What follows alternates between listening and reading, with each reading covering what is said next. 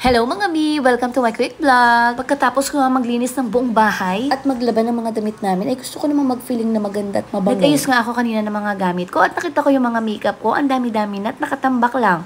At naisipan ko na rin na magpaganda. Tamang-tama sa mga attend nga dyan na Christmas party at company event, ito na girl, I got you!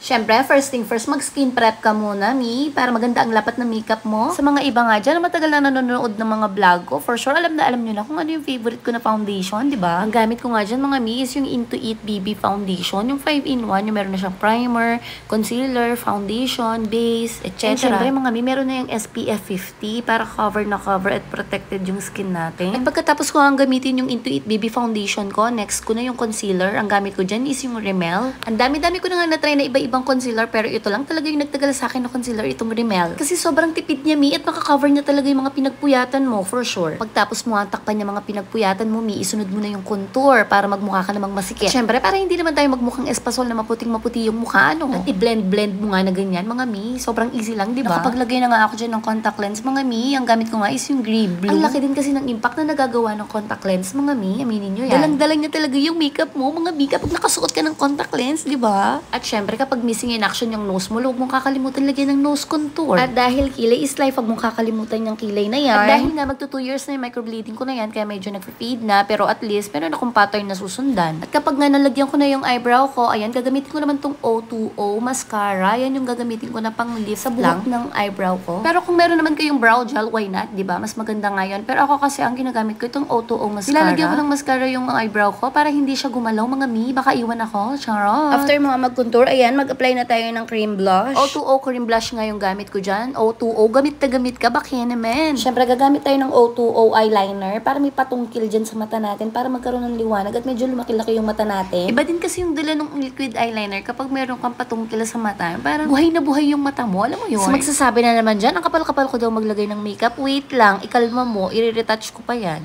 Nag-explain agad-agad? Oo, in-explain ko na para iwas tahol. Char! I'm not mean. Bitch lang. Nag-lip prep nga pala ako dyan. Para naman pag alis ko ng lip prep, kissable yung lips ko. Char! Hindi nga ako sure kung anong gagamitin ko lipstick from O2O nga pala yan. M12 tsaka M15. Yung M15 nga, yun yung red. Yung M12 nga is yung parang old rose. So, I decided nga na parang ito na lang M12 na gagamitin ko. Itong old rose. Naguluhan talaga ako, Mi, kasi pareha sila maganda. OMG. O, diba, pak? 3 swipe lang, kitang-kita mo na talaga yung shades niya. Maglalagay lang ako ng fake eyelash, mga Mi.